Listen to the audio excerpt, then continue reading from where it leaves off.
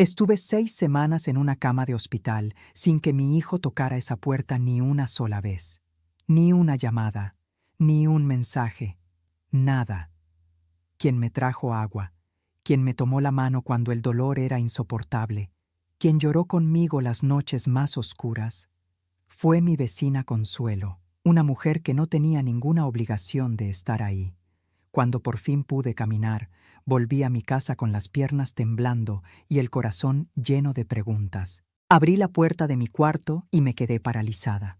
El ropero vacío, las fotos arrancadas de la pared, mi ropa, mis cartas, las cosas de toda una vida, desaparecidas.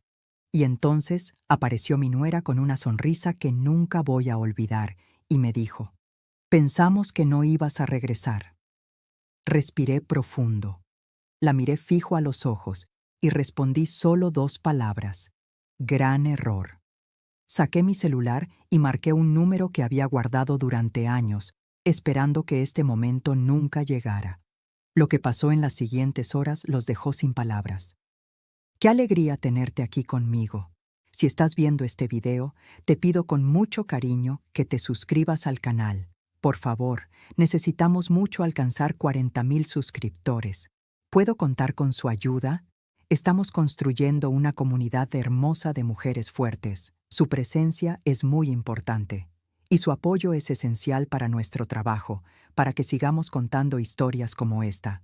Cuéntame también en los comentarios desde dónde nos está escuchando. Nos emociona saber hasta dónde llegan nuestras historias.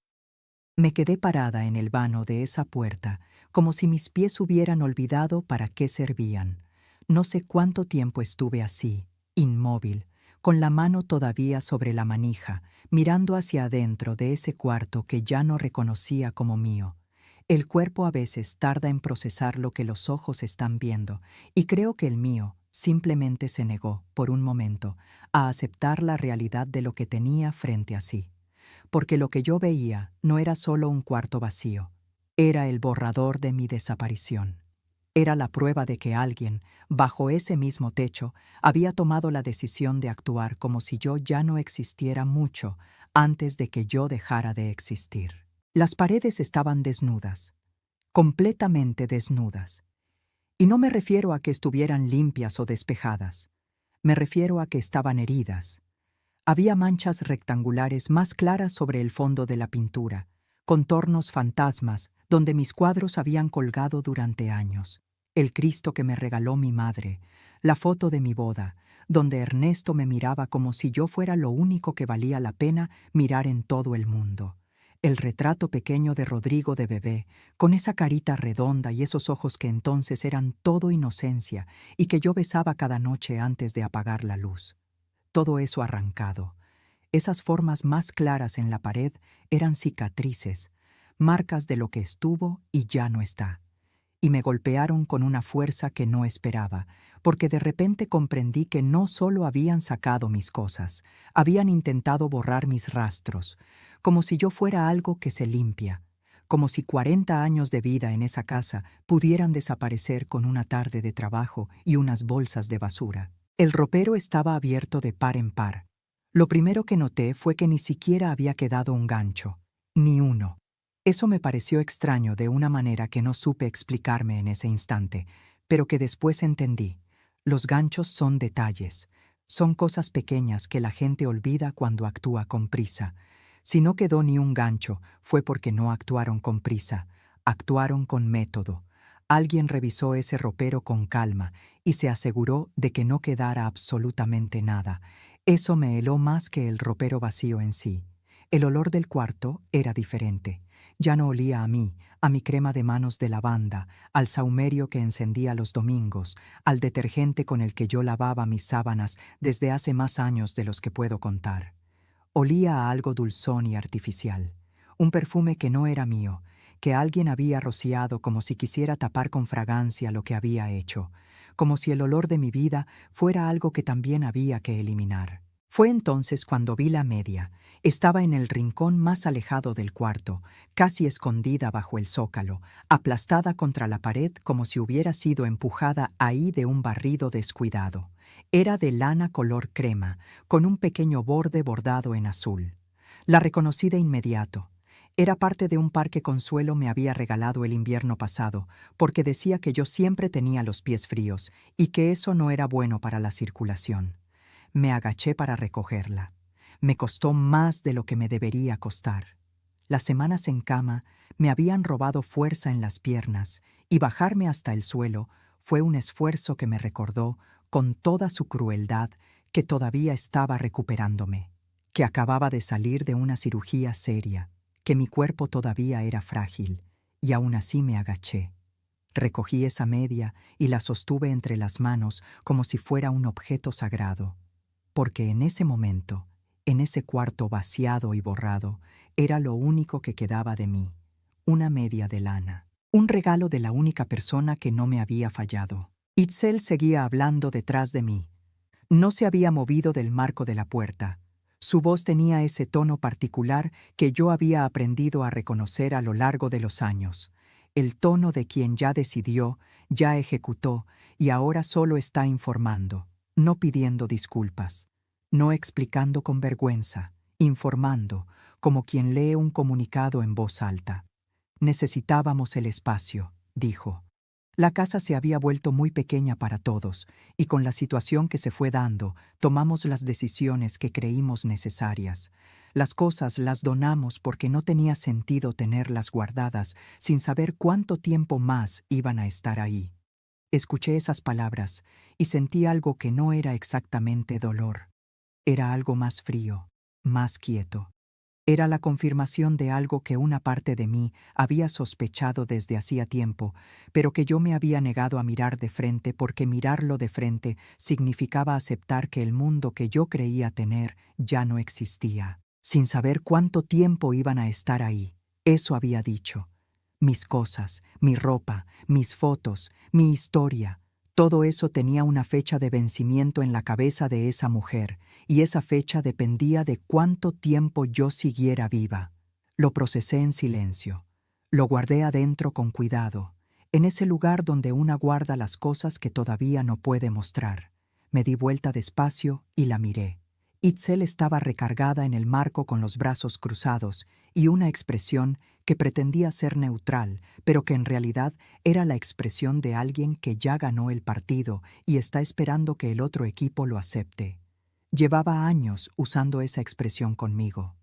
Cada vez que yo daba una opinión que no le convenía, cada vez que yo intentaba hablar de algo que la incomodaba, esa expresión que decía sin palabras, ya no tiene caso que hables, porque aquí mando yo. Fue entonces cuando noté a Rodrigo. Estaba a unos pasos detrás de ella en el corredor, con el teléfono en la mano y la vista hundida en la pantalla. No me miraba. No se había acercado desde que entré a la casa. No había dicho ni una sola palabra. Mi hijo, el hombre al que le di todo lo que tuve y también lo que no tuve. El hombre que fue durante tantos años la razón por la que yo me levantaba con gusto cada mañana. Ese hombre no podía sostenerme la mirada. Algo en ese detalle, tan pequeño y tan definitivo al mismo tiempo, me dijo más que cualquier cosa que Itzel pudiera haber pronunciado. Porque hay silencios que piden perdón y silencios que acusan, y el suyo era claramente del segundo tipo. Salí del cuarto sin decir nada y caminé por el corredor. Necesitaba ver el resto. Necesitaba saber hasta dónde habían llegado. Abrí la puerta de la cocina y me detuve en el umbral. El cajón de la esquina, el que todos en esa casa sabían desde siempre que era mío, estaba completamente vacío. Mis medicamentos para la presión habían desaparecido. Las notas que yo misma había escrito con mi letra grande y apretada, indicando las dosis y los horarios para no confundirme, también. Mis infusiones de manzanilla, el frasco de pastillas para dormir que usaba cuando los dolores de la rodilla me despertaban a mitad de la noche, el cuaderno pequeño donde anotaba lo que me decían los médicos para no olvidarlo después. Todo, como si mi salud fuera también un estorbo que podía tirarse sin consultar. Seguí por el corredor hasta la sala. La silla de madera con cojín azul donde yo me sentaba cada tarde a rezar el rosario ya no estaba. En su lugar había una planta grande en una maceta de barro. Era una planta bonita, supongo, verde y frondosa, de esas que se ven bien en una foto. Pero yo no veía la planta. Yo veía el espacio que había ocupado mi silla, veía el lugar exacto donde habían estado mis manos tantas veces, pasando cuenta por cuenta el rosario que me había dado mi madre antes de morir. Ese rosario también había desaparecido, claro. Seguía abriendo puertas. El baño, mi jabón, mi champú, mis medicamentos del botiquín, todo reemplazado por cosas que no conocía. El cuarto de lavado, mi mandil colgado en el gancho de siempre, ya no estaba.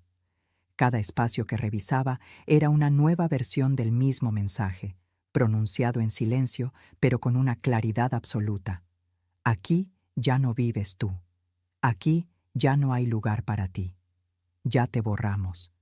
Regresé al corredor y fue en ese momento cuando Itzel pronunció la frase.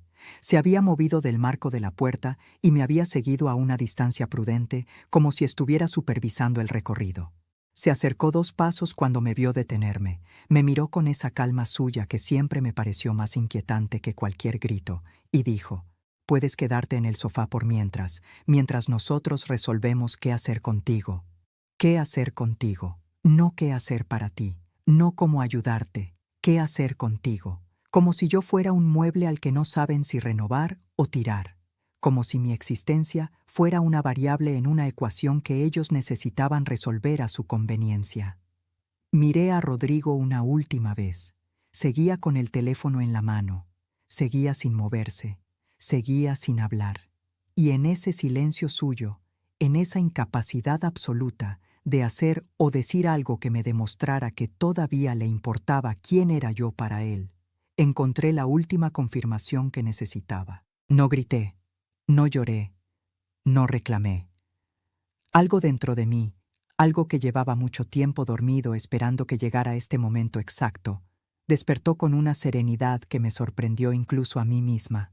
Tomé mi bolsa del hombro, la misma bolsa humilde con la que había salido del hospital esa mañana, con las pocas cosas que alcancé a guardar antes del alta, y caminé hacia el quintal. Salí por la puerta de atrás con pasos lentos pero deliberados, dejando atrás el corredor y la sala y las miradas de los dos, y me senté en el borde del cantero de flores, el mismo cantero que yo había llenado de tierra buena y semillas con mis propias manos en tiempos más amables. Saqué el teléfono, busqué el número, lo marqué, y mientras escuchaba sonar la llamada, con el sol de la tarde cayendo sobre mis manos y el olor de la tierra húmeda mezclándose con ese perfume extraño que había invadido mi casa, sentí por primera vez en mucho tiempo que el temblor de mis piernas no era solo debilidad. Era el inicio de algo. ¿Adivinas quién contestó esa llamada? ¿Crees saber lo que esa persona tenía guardado? No te vayas, porque lo que viene a continuación va a cambiar completamente todo lo que creías entender de esta historia. Me llamo Norma. Tengo poco más de 65 años y llevo 11 siendo viuda. Ernesto, mi marido, murió un martes por la tarde de un infarto que no avisó, que no dio señales, que simplemente llegó y se lo llevó en cuestión de horas. Yo estaba en la cocina cuando me llamaron del hospital. Llegué corriendo con Rodrigo de la mano, un niño de apenas 10 años todavía, sin entender bien qué estaba pasando. Cuando nos dijeron que Ernesto no había sobrevivido, el mundo se partió en dos. El mundo de antes, donde yo tenía un marido y un compañero y alguien que me miraba con amor, y el mundo de después, donde era yo sola con un hijo y una deuda y el miedo de no saber si iba a alcanzar. Nunca tuve estudios más allá de la secundaria. Lo que tuve fue voluntad y las manos de mi madre, que me enseñó a coser desde niña. Eso fue lo que me salvó. Cosía vestidos de quinceañera, uniformes escolares, blusas, faldas, dobladillos, lo que cayera. También lavaba y planchaba ropa ajena. No me avergüenza decirlo. Me da orgullo. Porque con esas manos callosas y esa máquina de coser que rechinaba un poco cuando se cansaba, saqué adelante a mi hijo. Le di zapatos limpios cada inicio de año escolar. Le pagué los libros. Le compré el traje cuando se graduó. Estuve en cada paso que dio. Rodrigo fue siempre mi motor, el muchacho estudioso que llegaba con buenas calificaciones, que se esforzaba, que me daba las gracias cuando le servía la cena. el hombre joven que consiguió trabajo de oficina y me dijo, con esa sonrisa que yo conocía desde que tenía dientes de leche, que ya no me iba a faltar nada. Yo me lo creí. Con toda el alma me lo creí. Cuando llegó Itzel, una mujer de familia acomodada, con estudios y opiniones y una manera de moverse por el mundo que decía a gritos que ella sabía exactamente lo que valía, pensé que era una bendición. Pensé que alguien así lo completaría, que lo haría crecer, que sería la compañera que mi hijo merecía.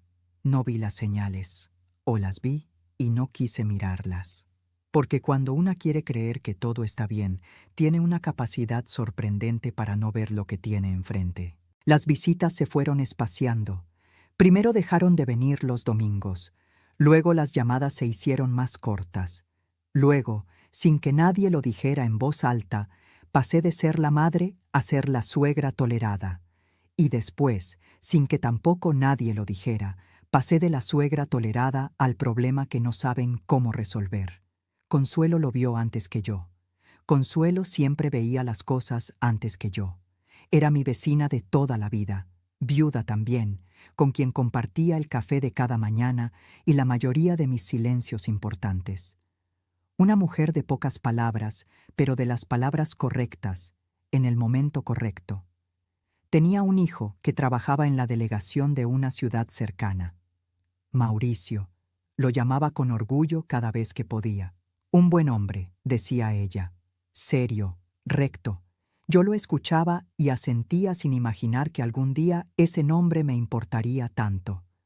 La internación llegó de golpe, como llegan las cosas que cambian todo.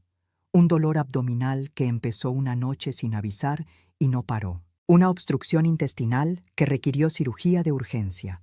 Las primeras semanas fueron las más difíciles de mi vida. Hubo noches en que los médicos no ocultaban su preocupación.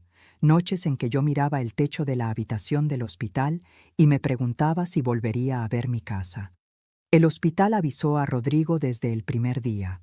Su respuesta llegó en forma de mensaje de texto, unas pocas palabras que leí varias veces sin poder creer que fueran todo lo que tenía para darme.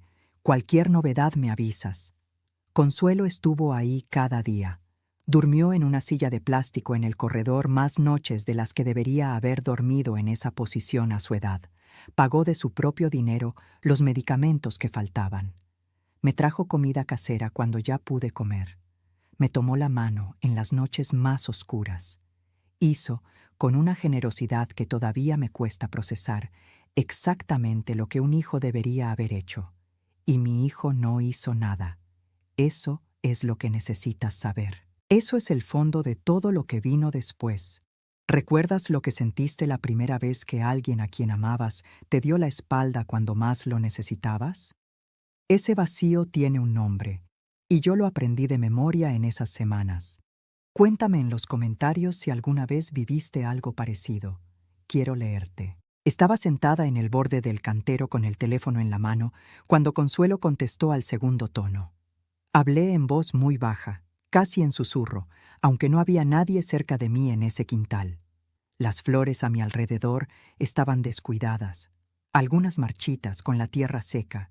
Yo las hubiera regado si hubiera estado en casa, nadie más lo había hecho. Consuelo, le dije, vaciaron mi cuarto. Todo, no quedó nada. Hubo una pausa del otro lado, no una pausa de sorpresa, no un silencio de incredulidad. Era la pausa de quien ya sabía lo que iba a escuchar y simplemente estaba acomodando las palabras para responder. Lo sé, Norma, dijo, y en esas 3 palabras había algo que me detuvo por completo. No dijo lo siento, no dijo cómo es posible, qué barbaridad, no puedo creerlo. Dijo lo sé, con la serenidad tranquila de quien conoce la historia desde antes de que te la cuenten. ¿Cómo lo sabes?, pregunté. Y Consuelo hizo una pausa más larga esta vez, una pausa que en ese momento me resultó enigmática, pero que después comprendí perfectamente. Norma, dijo al fin, porque estuve viendo todo esto venir desde que te internaron, y tomé precauciones. No entendí de inmediato qué quería decir con eso. Mi mente, todavía procesando el impacto de lo que había encontrado al entrar a la casa, No alcanzó a armar de una sola vez lo que ella estaba insinuando. Pero algo en su tono me indicó que Consuelo no me había contestado el teléfono para darme el pésame. Me había contestado para contarme algo que cambiaba la dimensión de todo lo que estaba viviendo. Empezó a explicarme con esa calma suya de siempre, sin prisa, como si hubiera tenido este momento ensayado en la cabeza durante algún tiempo. Las paredes entre nuestras casas, me dijo, siempre fueron delgadas, muy delgadas.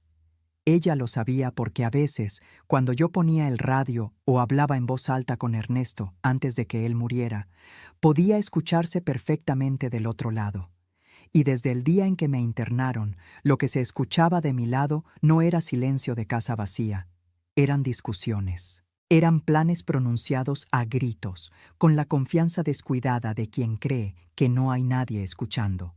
Palabras que no deberían haber sido pronunciadas nunca bajo ese techo y que, sin embargo, atravesaban la pared con una claridad que no dejaba lugar a dudas. Consuelo me dijo que, en los días que siguieron a mi internación, las discusiones entre Rodrigo e Itzel se volvieron frecuentes y cada vez más intensas. Las voces subían tanto que ella podía escuchar fragmentos completos desde su cocina, desde su sala, incluso desde su cuarto cuando la noche estaba tranquila. Al principio pensó que eran peleas de pareja, de esas que llegan con el estrés de una situación difícil, pero el contenido de lo que escuchaba la fue alertando con una rapidez que no esperaba. Hablaban de mí, hablaban de la casa, hablaban de plazos y de trámites con una frialdad que la dejó sin palabras. Fue entonces cuando tomó su teléfono y empezó a grabar, apoyándolo contra la pared medianera en los momentos en que las voces eran más claras. Grabó porque no podía creer lo que escuchaba y necesitaba tener prueba de que no se estaba equivocando. Grabó porque Mauricio, su hijo, le había dicho alguna vez que en su trabajo había aprendido que las palabras se olvidan, pero las grabaciones no. Y grabó porque algo dentro de ella, ese instinto que tienen las personas que han visto mucho de la vida, le decía que lo que estaba pasando al otro lado de esa pared iba a importar. Mauricio, cuando ella le envió los audios, le confirmó que por haber sido captadas desde el interior de su propia casa, sin ninguna intervención ilegal, eran legalmente utilizables como evidencia en una averiguación. Pero Consuelo no había terminado. También me contó sobre los documentos. Días antes de que yo recibiera el alta, ella había visto a Itzel desde su ventana rasgando unos papeles con cierta prisa antes de meterlos en la bolsa de basura que dejaba en la banqueta. El gesto la extrañó, porque no era la manera en que uno desecha papeles sin importancia. Era la manera en que uno desecha algo que no quiere que nadie vea. Las discusiones que había escuchado incluían referencias a contratos, a nombres, a una prima de Itzel. Eso fue suficiente para que Consuelo esperara a que el camión de basura no hubiera pasado todavía, bajara a la banqueta y recuperara los fragmentos rasgados.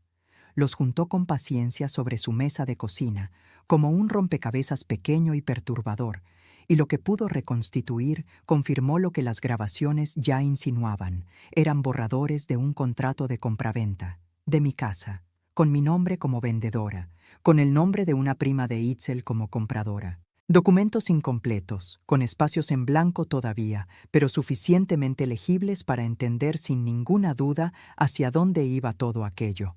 Mauricio los revisó también y confirmó que, junto con las grabaciones y el registro de la tentativa fallida en el cartorio, constituían base suficiente para iniciar una averiguación preliminar formal, porque eso también había pasado mientras yo estaba internada.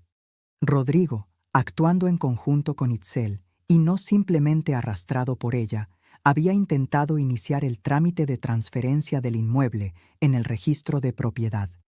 Los dos habían ido juntos. Los dos habían firmado la solicitud inicial.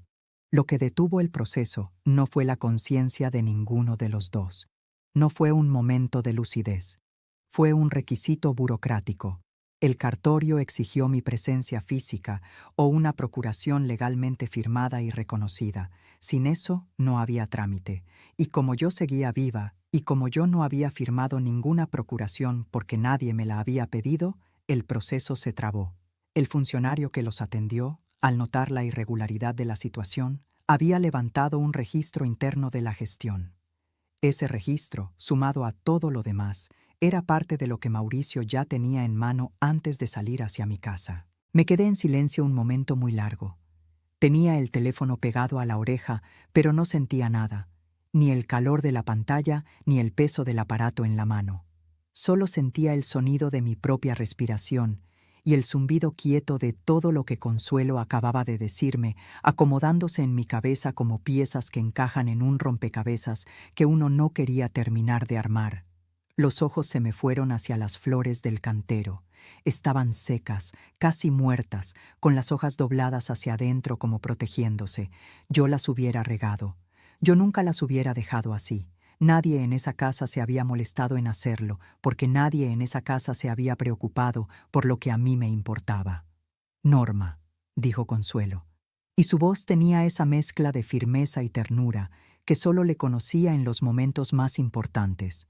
El Mauricio salió hace un rato. Ya va para allá.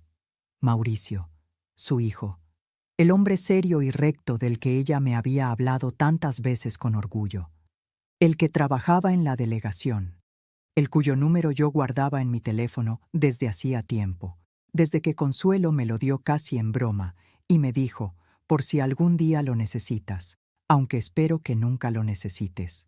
Yo lo había guardado con la misma esperanza, pero hoy lo había necesitado, y él ya estaba en camino.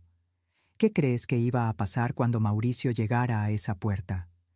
¿Crees que Rodrigo e Itzel tenían la más mínima idea de lo que se venía encima? Acompáñame, porque lo que sucede a continuación es algo que yo misma tardé en poder creer que estaba viviendo. Si te está gustando esta historia, por favor, asegúrate que ya estás suscrita al canal. Necesitamos mucho alcanzar 40,000 suscriptores. ¿Puedo contar con su apoyo a nuestro trabajo? Rodrigo empezó a mostrarse inquieto antes de que yo volviera al interior de la casa. Lo vi por la ventana del quintal, mientras yo todavía estaba sentada en el cantero con el teléfono en la mano. Se movía por la sala con pasos cortos y nerviosos, de un lado a otro, con el teléfono contra la oreja, hablando en voz baja con alguien que yo no podía escuchar. Cada tanto se asomaba hacia el quintal para verificar que yo seguía ahí. Creo que esperaba que yo llegara adentro llorando, con esa fragilidad que a veces confundimos con debilidad y que en realidad es simplemente el peso natural del dolor. Esperaba súplica, tal vez, o un intento desesperado de negociar, o esa voz rota con la que una madre le ruega a su hijo que recapacite y que vuelva a ser quien era. Lo que no esperaba era lo que encontró cuando entré por la puerta del quintal de regreso a la sala. Una mujer que caminaba despacio, que se sentaba sin decir nada, que lo miraba con una serenidad que él no reconocía porque nunca la había visto en mí. Itzel fue la primera en perder la paciencia, como casi siempre. Entró al quintal con una actitud completamente diferente a la de unos minutos antes, y al no encontrarme ahí, me buscó adentro con esa determinación suya de quien no tolera que las cosas escapen a su control. Ya no era la administradora fría que informaba sobre decisiones tomadas. Ahora era la negociadora que intenta cerrar un trato antes de que las condiciones cambien. Se sentó frente a mí en el sillón de enfrente, juntó las manos sobre las rodillas con ese gesto suyo de persona razonable que explica cosas a quien no las entiende, y empezó a hablar del futuro. Dijo que habían investigado opciones, que se habían tomado el tiempo de buscar el lugar adecuado. Habló de un sitio con jardín, con personal capacitado, con actividades para los residentes. Habló de mensualidades, como si me estuviera vendiendo un seguro. Habló de calidad de vida, con la misma facilidad con que se habla del pronóstico del tiempo. Y en ningún momento de ese discurso pronunció la palabra asilo. Supongo que creía que llamarlo de otra manera lo hacía distinto. No lo hacía. Era exactamente lo mismo, envuelto en palabras más cómodas para quien lo proponía, no para quien lo recibía. Yo la escuché. La dejé hablar. No la interrumpí. No cuestioné nada. No hice ningún gesto que indicara lo que estaba pensando. Itzel interpretó ese silencio como receptividad, o tal vez como resignación, que era lo que ella esperaba de mí. Se fue animando a medida que hablaba, sumando detalles, añadiendo argumentos, construyendo el caso de por qué aquello era lo mejor para todos. Para mí, en primer lugar, claro. Siempre era para mí, en primer lugar. Esa era la parte que más me costaba escuchar sin reaccionar. La manera en que ella enmarcaba todo como un favor, como una preocupación genuina, como el sacrificio generoso de quien se toma el tiempo de buscar soluciones para los demás. Rodrigo se acercó después. Traía un discurso preparado. Eso era evidente. Lo noté en la respiración que tomó antes de empezar, en el orden demasiado prolijo de las ideas, en el tono de quien repasó las palabras varias veces antes de pronunciarlas. Me habló de que la casa era grande para una persona sola, que mantenerla requería un esfuerzo que ya no era razonable para alguien de mi edad y con mi estado de salud reciente. Me habló de que ellos también tenían sus propias necesidades y su propia vida que construir. Me habló de que lo del hospital había sido una señal de que yo requería cuidados más especializados de los que ellos podían darme. Cada argumento era prolijo. Cada argumento tenía su lógica interna, y cada argumento estaba construido sobre la premisa de que yo era un problema que necesitaba gestión, no una madre que merecía amor. Lo que me resultó más revelador, mientras lo escuchaba, fue darme cuenta de que ese discurso no era el de alguien que fue arrastrado por las circunstancias. Era el discurso de alguien que había pensado en esto, que había elaborado sus justificaciones, que había llegado a esa sala con sus argumentos listos porque en algún momento, en alguna conversación privada, había decidido que eso era lo que iba a decir. Lo escuché completo, cada palabra, sin moverme, sin apartar la vista, sin darle la satisfacción de ver que algo de lo que decía me rompía. Y cuando terminó, cuando su voz se apagó, y solo quedó el silencio de esa sala con el sol entrando por la ventana, lo miré fijo a los ojos y le dije con una voz tan tranquila que creo que me sorprendió incluso a mí misma. Intentaste vender mi casa mientras yo estaba operada. El efecto fue inmediato y total. Rodrigo parpadeó, abrió la boca y no salió ningún sonido. El color se le fue del rostro en el tiempo que tarda un suspiro. Sus manos, que había tenido quietas sobre las rodillas mientras hablaba, de repente no supieron dónde ponerse. Itzel reaccionó más rápido que él, como siempre. Dio un paso adelante y levantó la voz para decir que yo estaba confundida, que las semanas en el hospital y la anestesia a veces afectaban la memoria y la percepción de las personas mayores, que era exactamente por eso que necesitaba atención especializada, que nadie estaba tratando de hacerme daño, sino todo lo contrario. Su voz era firme y alta, pero sus ojos eran los de alguien que acaba de pisar un terreno que no esperaba encontrar bajo sus pies. Rodrigo siguió sin hablar, siguió sin poder mirarme. Balbuceó algo incomprensible, algo que quería ser una negación, pero que no llegó a serlo, y bajó la vista al piso con la postura de quien sabe que no puede defenderse de lo que le están diciendo, porque lo que le están diciendo es verdad. Y en ese instante, en esa incapacidad suya de mirarme a los ojos y decirme con claridad que yo estaba equivocada, encontré la única respuesta que necesitaba. No necesité más. Fue entonces, en medio de ese silencio cargado y ese intercambio de miradas rotas, cuando escuchamos el sonido de un carro que se detenía despacio frente a la casa, una puerta que se abría, pasos seguros en la banqueta, y después el timbre, sonando con esa normalidad indiferente que tienen los timbres cuando no saben lo que están anunciando. Itzel y Rodrigo se miraron entre sí. Yo me levanté del sillón con calma y caminé hacia la puerta. ¿Crees que Itzel y Rodrigo imaginaban quién estaba esperando al otro lado? ¿Crees que todo el plan que habían construido con tanto cuidado iba a resistir lo que estaba por entrar en esa casa?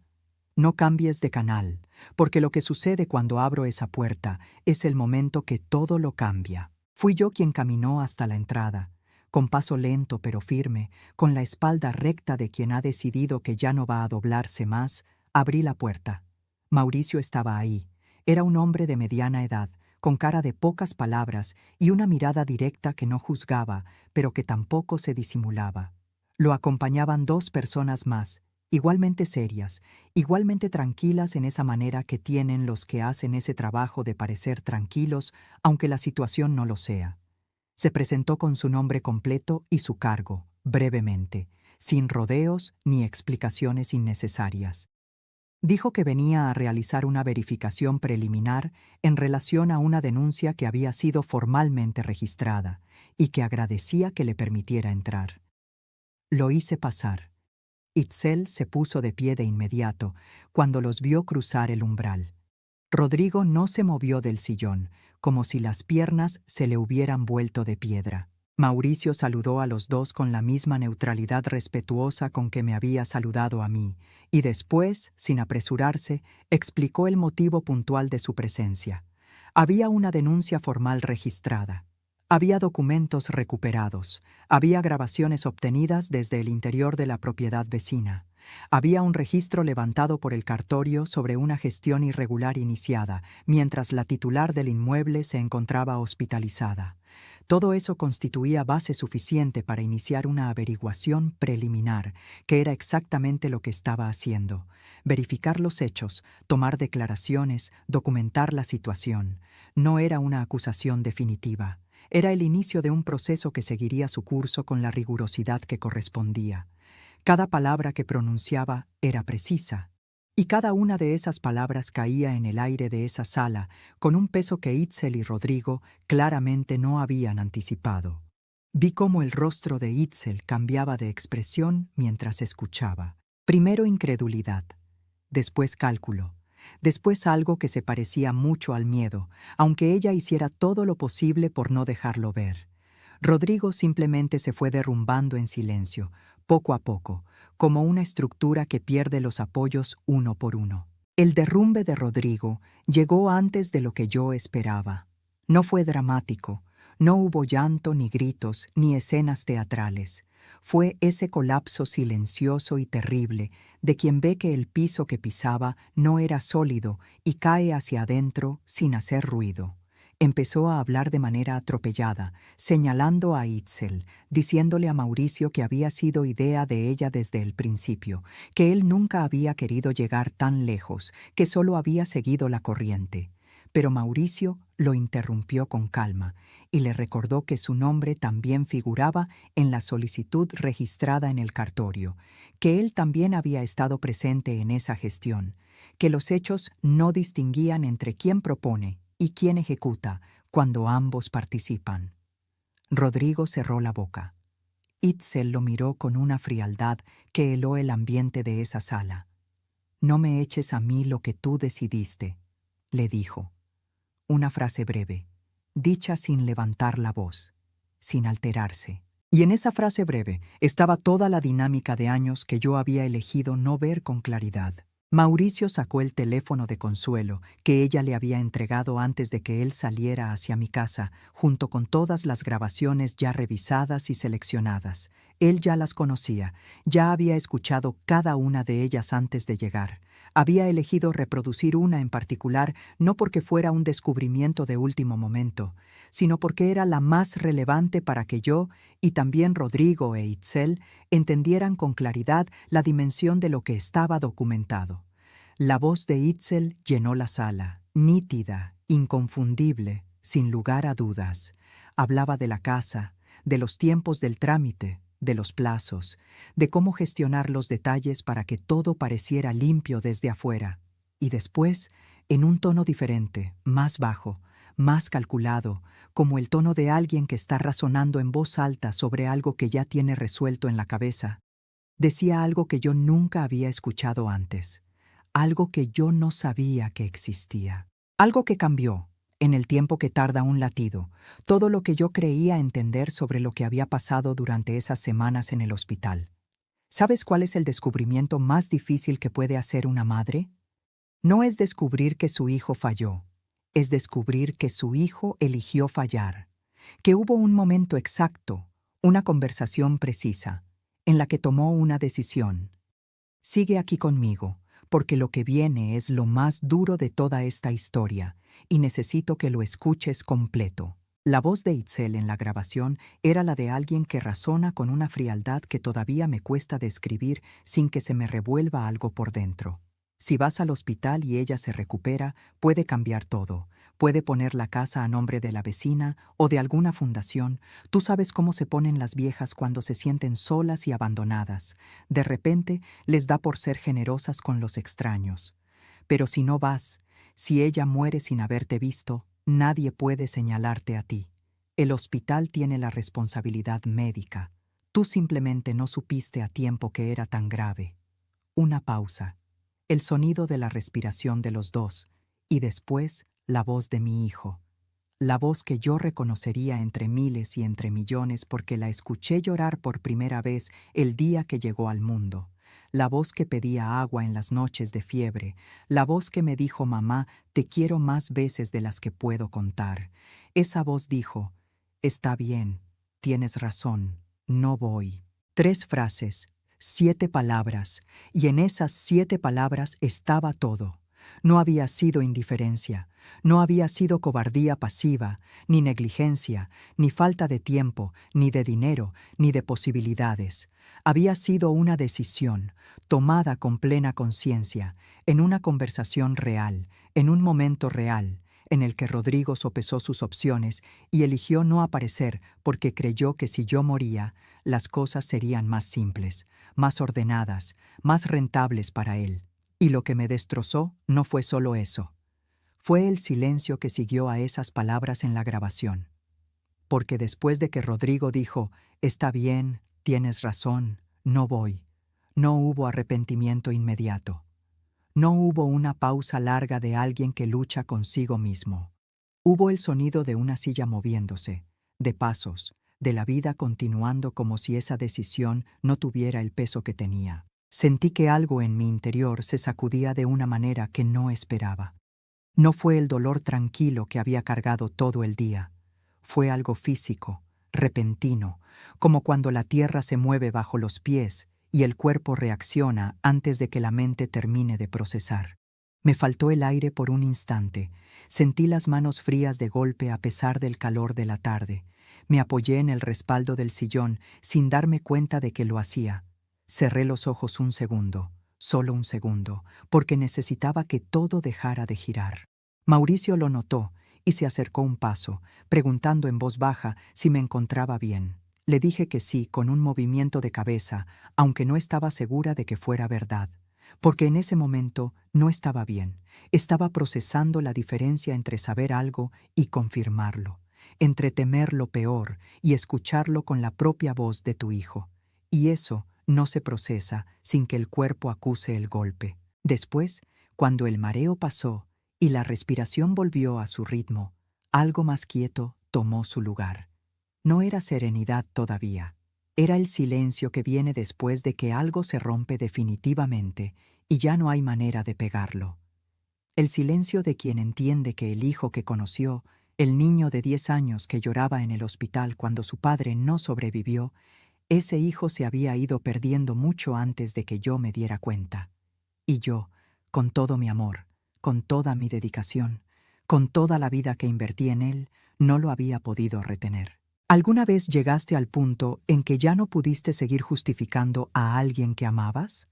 Ese momento en que la evidencia se vuelve tan clara que ya no hay manera de mirar para otro lado por más que quieras.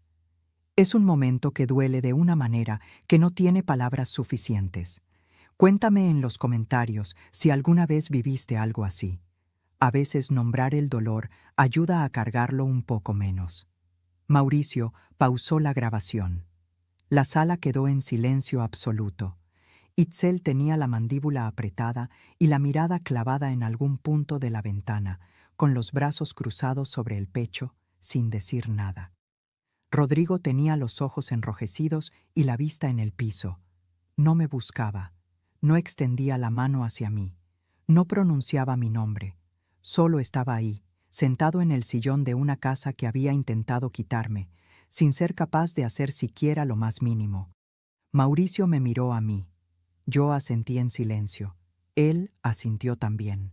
Y después le indicó a Itzel, con esa calma profesional que no dejaba espacio para negociaciones, que los acompañara para rendir su declaración en el marco de la averiguación. Itzel se levantó sin mirarme, sin dirigirme una sola palabra, sin ningún gesto que reconociera lo que había hecho ni lo que acababa de escuchar. Salió de esa sala como si fuera ella la agraviada, con esa dignidad impostada de quien no sabe perder. Y Rodrigo se quedó solo en la sala de mi casa, solo con todo lo que había elegido ser y con todo lo que esa elección le había costado. ¿Quieres saber cómo terminó todo esto? ¿Crees que Rodrigo encontró la manera de arreglarlo? Lo que pasó en las semanas siguientes cerró esta historia de una forma que yo misma tardé en poder creer.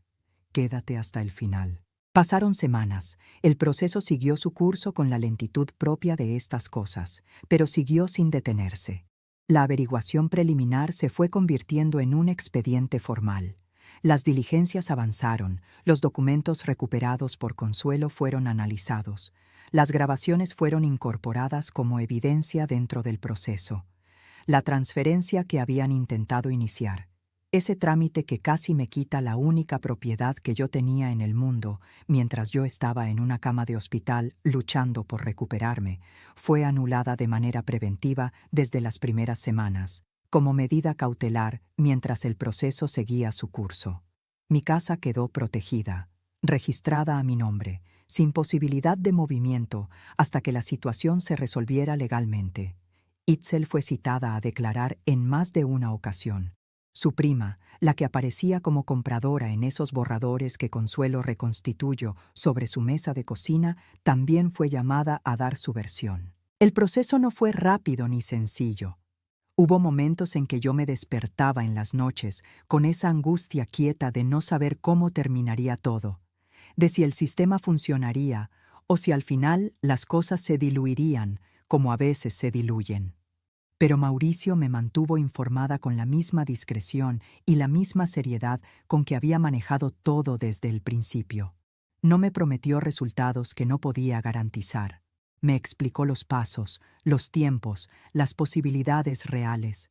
Y yo aprendí en esas semanas que hay cosas en las que es posible confiar si uno tuvo la fortuna de encontrar a las personas correctas. Itzel pidió el divorcio antes de que el proceso terminara. En cuanto vio que las consecuencias iban a ser reales, en cuanto entendió que ya no había manera de salir de aquello sin cargar con una parte del peso, decidió que Rodrigo ya no le convenía. Lo dejó con la misma eficiencia con que había planificado todo lo demás, sin drama, sin escenas, con la frialdad pragmática de quien corta una inversión que dejó de ser rentable. Rodrigo se quedó solo, sin ella, sin la casa que habían planeado quedarse, sin el futuro que habían imaginado construir sobre mis espaldas. Supe todo eso a través de terceros, a través de Mauricio, a través de algunos conocidos comunes que a veces me cruzaba en la calle. Yo no lo busqué, no llamé, no pregunté. Había llegado a un punto en mi vida en que entendí que el silencio también es una forma de respuesta y que a veces la respuesta más honesta es no dar ninguna. Rodrigo apareció en mi puerta una mañana, tiempo después de que las medidas cautelares ya estuvieran firmes y el proceso siguiera su camino sin que yo necesitara intervenir. Escuché el timbre y supe antes de abrir que era él. Tenía ese presentimiento que solo dan los años de conocer a alguien desde que nació. Abrí la puerta y lo encontré parado en el umbral, sin atreverse a entrar, con esa postura de quien sabe que no tiene derecho a cruzar sin permiso. Estaba diferente, más delgado, visiblemente, con ojeras profundas y la ropa sin el cuidado de siempre, un poco arrugada, como la ropa de alguien que duerme mal y que por las mañanas ya no tiene energía para los detalles. Me miró y por primera vez en mucho tiempo no desvió la vista. Me sostuvo la mirada, y en esa mirada yo vi muchas cosas al mismo tiempo: vergüenza, agotamiento, algo que quería parecer arrepentimiento y que tal vez lo era, aunque ya no pudiera cambiar nada. Empezó a hablar, un discurso largo y desordenado que iba del arrepentimiento a las explicaciones y de las explicaciones de regreso al arrepentimiento en espirales que se repetían sin llegar a ningún lugar claro. Decía que había sido débil, que Itzel lo había manejado desde antes de lo que yo imaginaba, que él siempre había sido incapaz de contradecirla, que se dejó llevar sin medir las consecuencias. Pero también decía, y esto me importó más que cualquier otra cosa que pronunció esa mañana, que sabía que no era inocente, que había estado presente en ese cartorio, que había escuchado las conversaciones y no las había detenido, que había tomado decisiones propias aunque hubiera alguien empujándolo, que lo sabía, que eso era lo que más le costaba cargar. Decía que nunca quiso que yo muriera, que en el fondo siempre me quiso, que se odió a sí mismo cada día de esas semanas, pero que tampoco fue capaz de ir contra lo que ya había puesto en marcha. Decía que lo sentía de verdad, que no esperaba que yo lo perdonara, pero que necesitaba que yo supiera que lo sentía. Yo lo escuché completo, con la misma paciencia con que lo había escuchado siempre, con esa paciencia de madre que a veces confundimos con infinita, cuando en realidad también tiene un límite. Y cuando terminó, cuando su voz se quebró ligeramente al final y se quedó esperando, lo miré a los ojos con la calma que aprendí a cargar como un escudo durante todos esos meses y le dije, te esperé durante 6 semanas en ese hospital. Cada día esperé que abrieras esa puerta. Ni una sola vez lo hiciste. Eso me enseñó todo lo que necesitaba saber. No grité. No le deseé ningún mal. No le recriminé nada de lo que no había dicho ya, implícita o explícitamente, en todo lo que habíamos vivido. Simplemente cerré la puerta, con suavidad, con esa tranquilidad de quien ya procesó lo que tenía que procesar, ya lloró lo que tenía que llorar en la intimidad de sus propias noches, y que ya no necesita seguir cargando con lo que no le pertenece. Cerré la puerta y me quedé un momento parada del otro lado, con la mano todavía sobre la manija, respirando, y lo que sentí no fue triunfo, no fue venganza satisfecha, fue algo mucho más simple y mucho más profundo. Fue alivio. El alivio silencioso de soltar un peso que había cargado durante demasiado tiempo. Esa tarde, Consuelo vino a casa. Preparé café, el mismo café de siempre, con la misma cafetera de aluminio que uso desde hace más años de los que recuerdo.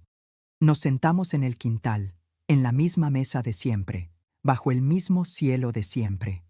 Yo había replantado las flores del cantero, las mismas que Itzel había arrancado cuando decidió que el quintal necesitaba otra imagen. Tardaron en agarrar. Hubo días en que pensé que no iban a sobrevivir, que el daño había sido demasiado, que ya no había manera de que volvieran. Pero agarraron. Crecen mejor ahora que antes, creo yo. Más libres, tal vez, más afianzadas en la tierra. Consuelo me preguntó cómo estaba mientras le pasaba su taza. Le dije la verdad, como siempre se la digo, cansada, pero entera, dolida, pero libre. Era una combinación extraña de sentir, pero era honesta. Y con Consuelo nunca necesité ser otra cosa que honesta. Hay personas que solo te valoran cuando creen que puedes desaparecer, que te miran de reojo mientras estás enferma calculando lo que dejarás, lo que vale lo que tienes, el espacio que ocupas y que ellos podrían ocupar mejor. Y hay personas que se quedan aunque no tengan ninguna razón para hacerlo, que duermen en sillas de plástico en pasillos de hospital porque no soportan la idea de que estés sola, que guardan fragmentos de papel rasgado de una bolsa de basura porque tienen el instinto de quién sabe, antes de que los hechos lo confirmen, que esos papeles van a importar, que graban lo que escuchan a través de una pared delgada porque algo dentro de ellas dice que hay que dejar constancia de lo que está pasando. Aprendí a distinguir a unas de otras. Me costó mucho. Me costó años de no querer ver lo que tenía enfrente, años de justificar y de perdonar antes de que hubiera razones suficientes para hacerlo, años de creer que el amor que yo daba iba a ser devuelto en la misma medida, porque así es como yo entendía que funcionaban las cosas. Pero aprendí. Y hoy, sentada en ese quintal con mi café y mis flores recién crecidas y la presencia callada y leal de la mujer que nunca me falló, entiendo que a veces la vida nos quita cosas que creíamos irreemplazables para hacernos ver lo que siempre estuvo ahí. lo que nunca necesitó demostrarse porque simplemente era, lo que no tenía precio y no necesitaba precio porque no estaba a la venta. Eso es lo que me quedó de todo esto, no la amargura, no el rencor, la claridad y la certeza, tranquila y firme como la tierra de ese cantero, de que incluso después de lo peor, mientras haya una taza de café y alguien que te quiera de verdad al otro lado de la mesa, todavía vale la pena seguir. Si te gustó esta historia, haz clic en este próximo video que está apareciendo en la pantalla, porque la próxima traición supera todo lo que has visto hasta ahora.